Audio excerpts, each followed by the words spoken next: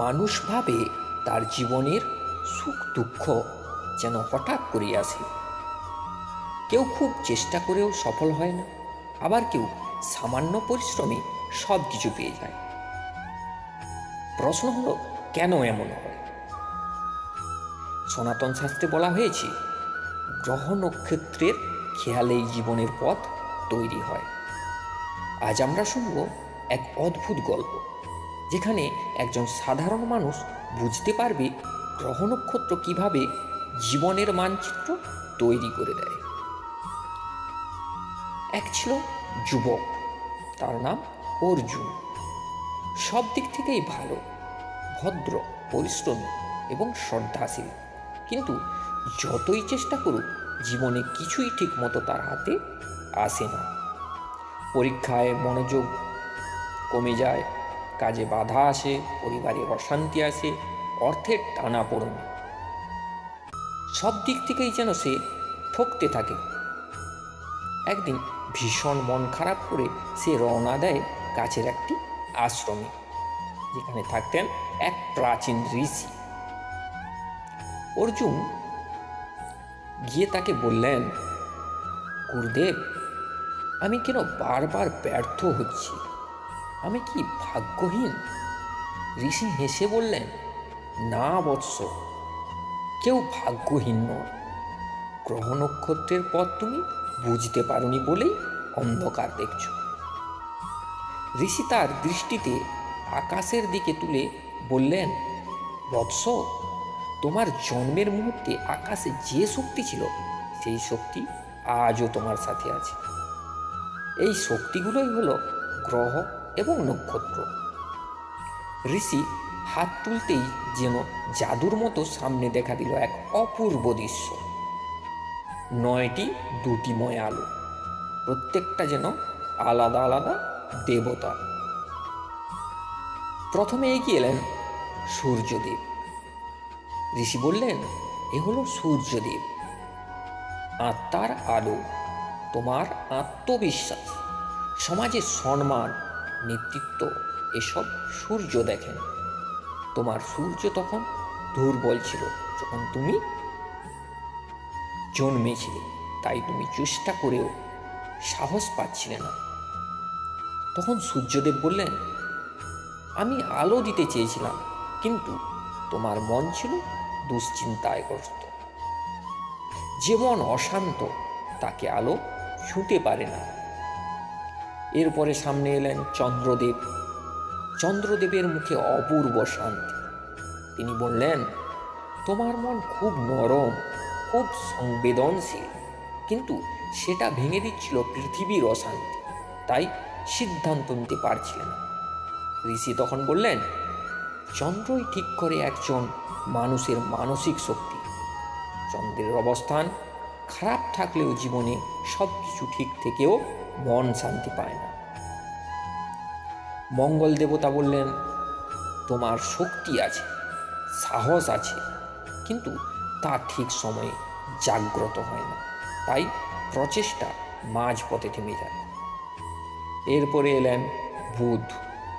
তিনি বললেন, বুদ্ধি আছে, কিন্তু মন অস্থির থাকলে বুদ্ধি ঠিক মতো কাজ করতে পারে না, তাই পড়াশুনো বা ব্যবসা কিছুই স্থির হচ্ছিল না। এরপরে এলেন বৃহস্পতি। আমি আশীর্বাদ দিতে আগ্রহী, কিন্তু তোমার সৎকর্ম কমে গিয়েছিল। সৎকর্ম না থাকলে ভাগ্যের দরজা বন্ধ থাকে। এরপরে এলেন শুক্রদেব। শুক্রদেব অর্জুনকে বললেন, তোমার সৌভাগ্য, অর্থ, সম্পর্ক সবই তোমার হাতে ছিল, কিন্তু চন্দ্র দুর্বল বলে সম্পর্কগুলোও ভেঙে যাচ্ছিল। এবার শনিদেব এলেন। তিনি এসে বললেন, পুরো পরিবেশ ভারী হয়ে উঠল।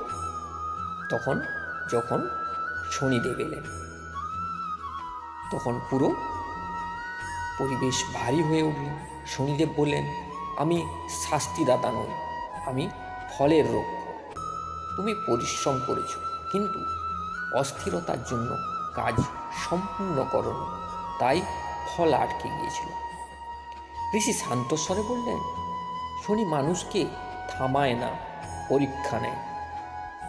যেটিকে যায় সে বড় হয়। এরপরে এলেন রাহু। রাহু তাকে বললেন, আমরা অন্ধকার নই, আমরা বিভ্রান্তির পরীক্ষা করি। তোমার মন যখন দ্বিধায় পড়ত তখনই আমরা সক্রিয় হতাম। এবার ঋষি বললেন, এবার দেখো নক্ষত্রদের প্রভাব। আকাশে দেখা দিল 27টি দীপ্তিমান আলো, যেন আবার রাজা রাজ্য। সেই তারার রাজা রাজ্যে ঋষি দেখিয়ে বললেন, যে নক্ষত্রে তোমার চন্দ্র ছিল সে তোমাকে সবসময় সতর্ক করছিল, অস্থির হয়েও না, ধৈর্য ধরো। কিন্তু তুমি শোনোনি। প্রতিটি ক্ষেত্রেই দেবতা বললেন, আমরা মানুষের স্বভাব তৈরি করি, কেউ সহজ, কেউ দৃঢ়, কেউ আবেগী। এগুলো সবই নক্ষত্র নির্ধারণ করে। ঋষি তখন গল্প চালিয়ে গেলেন, বৎস, জীবনে সবসময় একই রকম থাকে না। প্রত্যেক গ্রহের কাছে সময়চক্র থাকে, যাকে বলে দশা। এটাই বলে দেয় কবে সুযোগ আসবে, কবে বাধা আসবে, কখন কর্মফল মিলবে। তিনি বললেন, তোমার তখন চলছিল শনি চন্দ্রদশা, তাই মন অস্থির এবং কাজ আটকে যাচ্ছিল। অর্জুন হাত জড়ো করে বললেন, তাহলে আমার জীবনে সব নিয়ন্ত্রণ গ্রহ নক্ষত্রের হাতে? ঋষি আবারও হেসে বললেন, না বৎস, গ্রহ নক্ষত্র পথ দেখায়, কিন্তু তোমার কর্মই তোমার ভাগ্য তৈরি করে। ঋষি আকাশের দিকে তাকিয়ে বললেন, যেমন বাতাস নৌকার দিক ঠিক করতে পারে, কিন্তু নৌকো চালানোর দায়িত্ব তোমার। গ্রহের প্রভাব আছে, কিন্তু শেষ কথা কর্মযুক্ত ভক্তি। ঋষি উপদেশে অর্জুন বুঝতে পারল, তার জীবন বদলানোর চাবি তার নিজের হাতে। সে নিয়মিত জপ শুরু করলো, দান করতে লাগলো, সকালে সূর্য প্রণাম করত, চন্দ্রের দিনে ধ্যান করত, শনি অমাবস্যায় তিল দান করত, প্রতিদিন সৎকর্ম করত। ধীরে ধীরে তার ভাগ্য খুলতে লাগলো। যে কাজ বারবার ভেঙে পড়ত সে কাজ সম্পূর্ণ হতে শুরু করল। মন শান্ত হলো, পরিবারের সাথে শান্তি ফিরল, যেন আকাশের গ্রহ নক্ষত্র তার পক্ষে কাজ করতে লাগলো। ঋষির শেষ উপদেশ ছিল, যে মানুষ নিজের মনকে শুদ্ধ করে সৎকর্ম করে আর ঈশ্বরকে স্মরণ করে, তার জীবনে কোনো গ্রহ দোষ করতে পারে না। তো এই ছিল আজকের গুরুত্বপূর্ণ ভিডিওটি যদি ভালো লাগে থাকে অবশ্যই লাইক, কমেন্ট এবং ভিডিওটি শেয়ার করতে ভুলবেন না। দেখা হচ্ছে পরের এই রকমই একটা ভক্তিমূলক ভিডিওতে। ততক্ষণের জন্য সবাই ভালো থাকবেন। জয় শ্রী হরি, জয় শ্রীকৃষ্ণ, রাধে রাধে।